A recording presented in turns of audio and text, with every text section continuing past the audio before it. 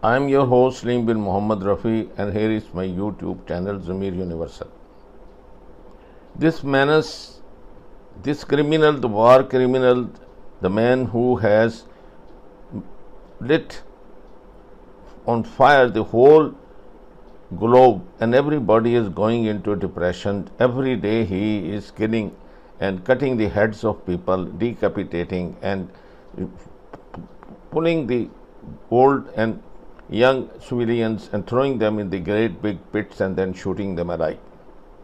None of them are combatants, and they cannot. These cowards, Zionists, and his accomplices, the United States of America, especially this Joe Biden, the places in history for these two people will be the most cruel criminals and the people who should not be trusted. They are animals. They are not human beings. I'm amazed that how Jill Biden is tolerating this animal in her house.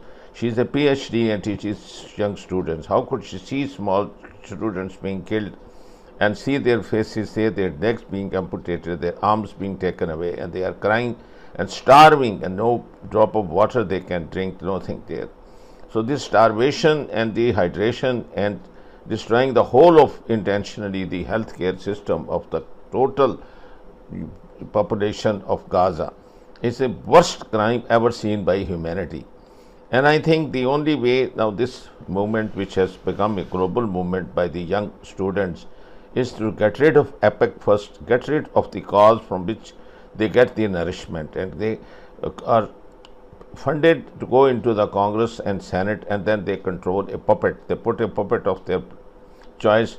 This whole thing started in 60s when they assassinated President Kennedy. They had no guts, and they could not face General Eisenhower as a president, because he is the only one who gave them a shut-up call.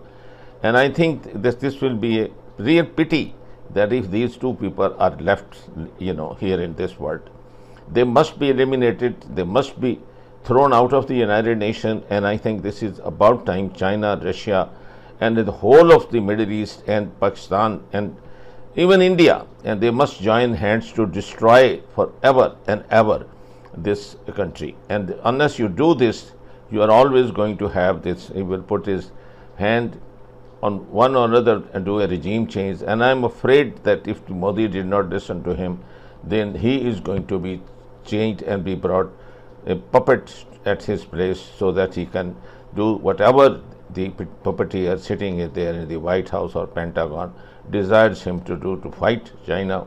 And this is what he wants to, pick a war with Pakistan, with China, and please the most cruel traitor on earth, that is the United States of America. So I think my request to the students of the whole world, not only just to the United States, but hats off to the United States students who started this movement, which has become now a global movement. And you can see for yourself. Join hands with Hamas, join hands with Hezbollah, with Houthis, with Iran, and with Syria, with Egypt, and with Jordan, and get rid of this menace first. Once you kill and get rid of and eliminate the illegitimate child, you will see that the 90% of the ills in the whole universe will be finished and buried in the depths of the sea and the deepest pits of hell. Then it will take along with him and with her the. On April 15th, people across 4 continents will launch an economic blockade in solidarity with Palestine. Through this coordinated mobilization, we will jam up trade choke points and disrupt the global economy. 30 cities and counting have joined the effort. This comes as Yemen is bombed to secure global trade routes, and billions of dollars continue to fund the occupation. The time has come to open up new fronts against the Zionist war machine. It's time for collective risk. The global movement for Palestine has been gaining unprecedented momentum. What is happening in Gaza is unbearable, and we know that symbolic actions are not enough. We must escalate. As Palestinians face one brutal atrocity after another, we've watched them respond with collective resilience and fortitude. They inspire us to action. Their pain is our rage. For this, we are organizing and coordinating, and on April 15th, we will disrupt global logistical hubs and will clog flows of capital worldwide.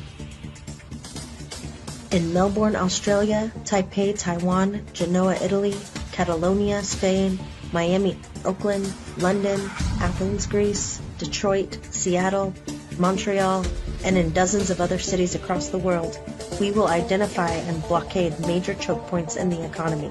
We will focus on points of production and circulation with the aim of causing maximum economic impact.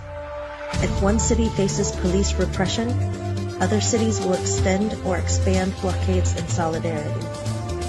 We will not talk to the police. Solidarity is affinity, and we have each other's backs. For 75 years, Israel has operated with impunity, but the Zionist project must end now. At the well-renowned Sciences Po University.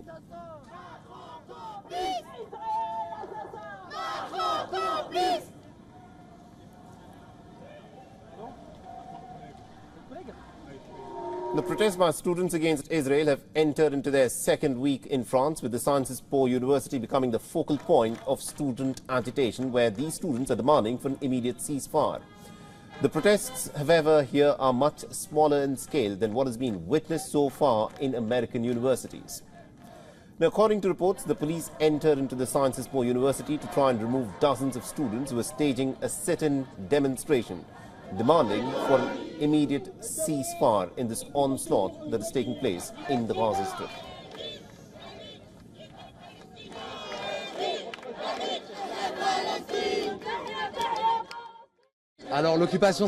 The provisional director of sciences at the university called the police and they took us out. There were police brigades with cordons.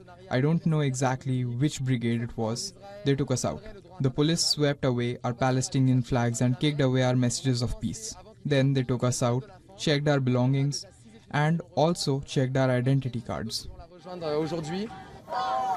The students from several universities have gathered in protest outside of the Pantheon in Paris, some of whom had been evicted from sit-ins and occupations.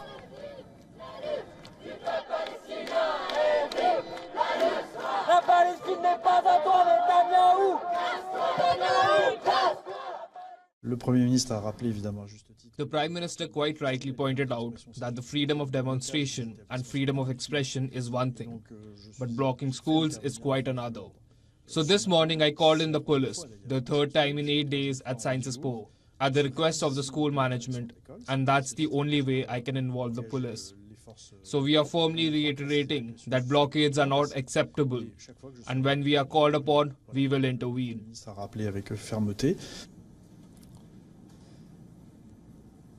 In Germany, there are some pretty stringent laws on demonstrating against the Israeli onslaught in the Gaza Strip. The police broke up an anti-war demonstration at the Humboldt University. They arrested several of these student protesters.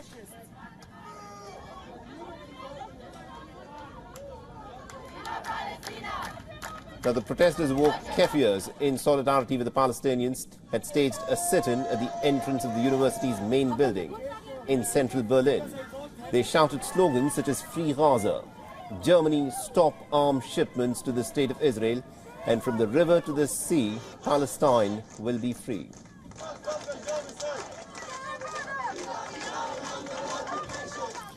Now, according to a Berlin police spokesperson, several people, that is these young students who are staging a sit-in protest against the war, will be investigated for using hate speech, assault, and resistance against arrest by the authorities, for demanding that the German government should stop sending arms to the State of Israel, which are being used on the Palestinians.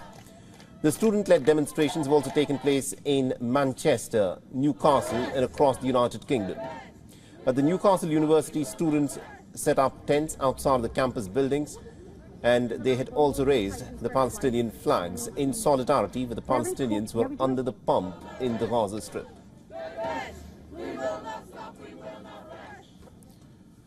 The protests have also erupted in the land down under. There were hundreds, several hundreds of supporters of Israel in Gaza who faced off at the Sydney University. There were demonstrations and counter-demonstrations where there was eye-to-eye shouting slogans and also the waving of flags by students who on the one side were demanding for a ceasefire and for peace to prevail, and there were other protesters who wanted this war essentially to go on.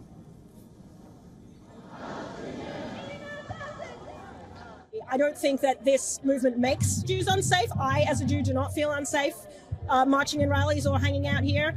I think that making us feel unsafe is part of Israel's agenda. It's not a reflection of the reality on the ground.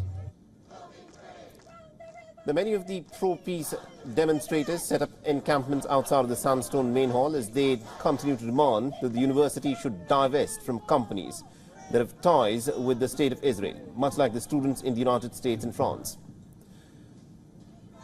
Now, the pro-peace students also set up encampments at the University of Toronto, the University of British Columbia and the University of Ottawa.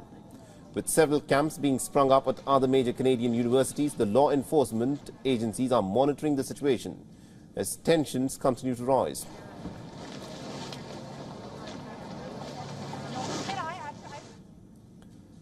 In Mexico, students at the National Autonomous University of Mexico gathered outside the institution's head office, and according to reports, the protesters chanted, "Long live Free Palestine," as they also urged the Mexican government to sever all diplomatic and commercial ties with the state of Israel.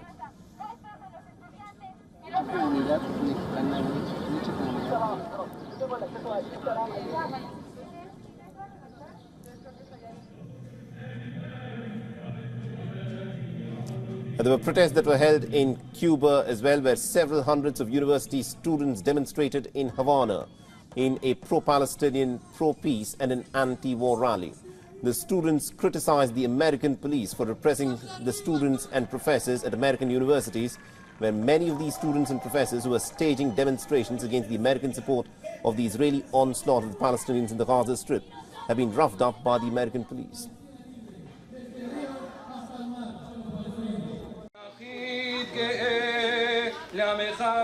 In a military cemetery on a hillside in Jerusalem, they are burying their dead in a way Israel has not done for 50 years.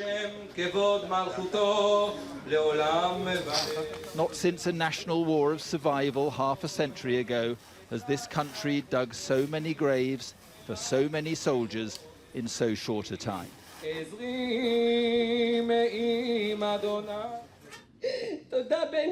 And today, the shock of it all gave way to unremitting grief.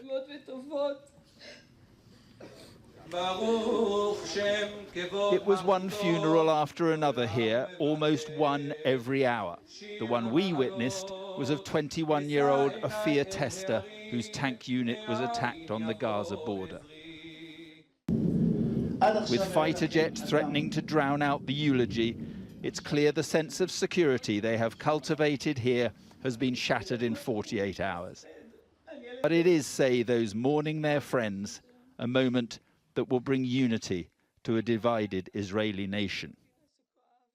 I believe that everyone here, those who, in the right side of the map and the left side, everyone wants the best for the country. It's tough.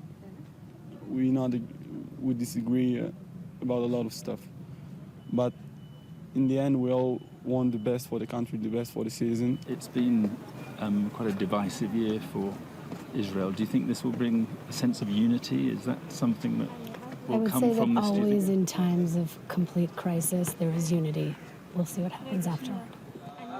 Families destroyed by loss. It is what war does. And the overwhelming sadness is that on both sides of this seemingly unbridgeable divide, there is much, much more to come.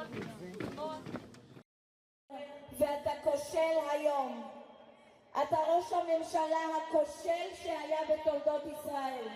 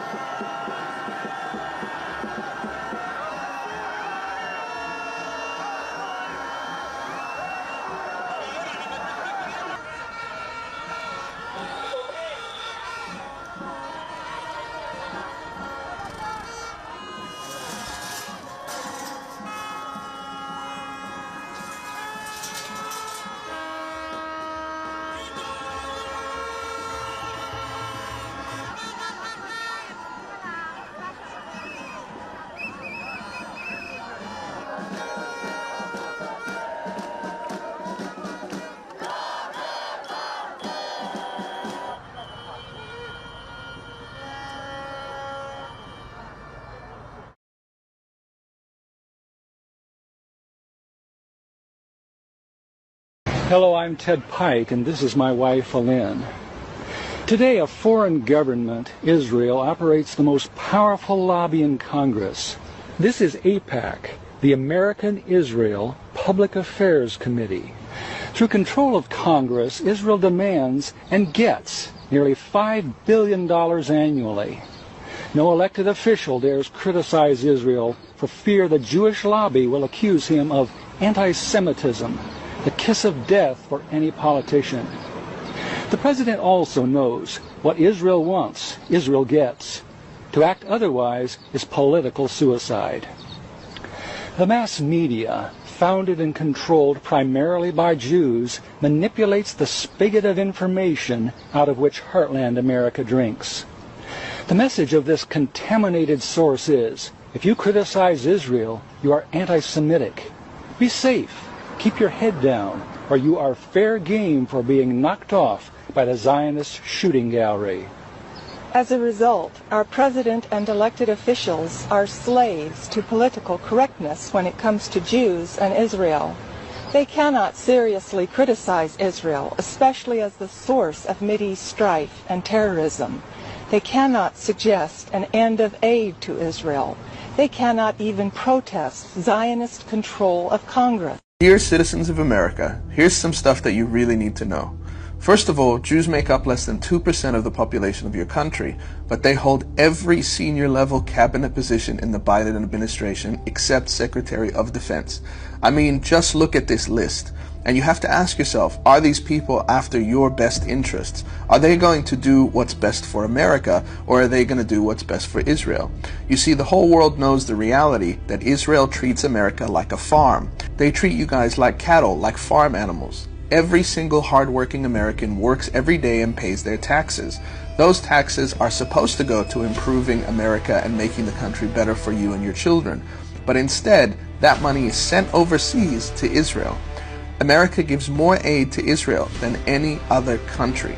In 1999, the US government signed an MOU saying that they were going to pay a minimum of $2.67 billion annually for Israel for the next 10 years.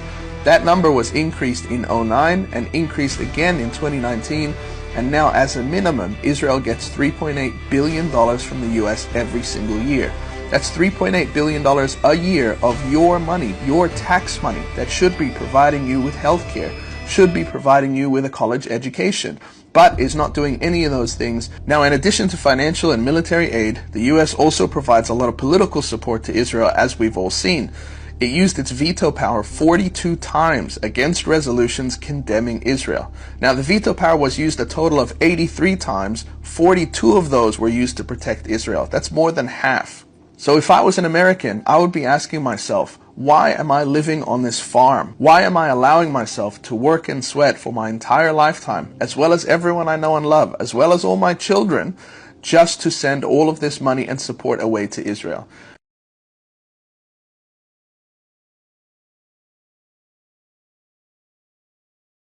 Joe Biden or any American president which has been funded and brought by EPIC and brought by these people. I will now play some clippings about EPIC and the cabinet, with it, as there is no one except the Jews to be in the cabinet of Joe Biden. You can see for yourself. You are herd of sheeps. Shame on you, Americans, shame on you, and shame on you, all those educated people who are not getting rid of this now. You need a third party now. You have another corrupt man coming up, morally corrupt, all these, you can see what it is, Texas, and you could see that he said, my daughter, he said, is so pretty that I would have dated her. So if such an immoral man comes and takes the place of this present puppet, you can imagine what kind of a world we will have. So you need another party, a green party, a party which will take its origin from the young students. Let a young person come into the White House and be the part of the total cabinet in the White House, and then it's the only way to get rid of these Jewish influence. And once you get Jewish influence out of this, with the formation of Congress and Senate and America, then you will get rid of them in the whole world. Universal television को subscribe करना ना भूलें, उसके बाद bell button पे click करें और अपने कमेंट्स के सेक्शन में अपने कीमती जो ख्यालात का इजहार ज़रूर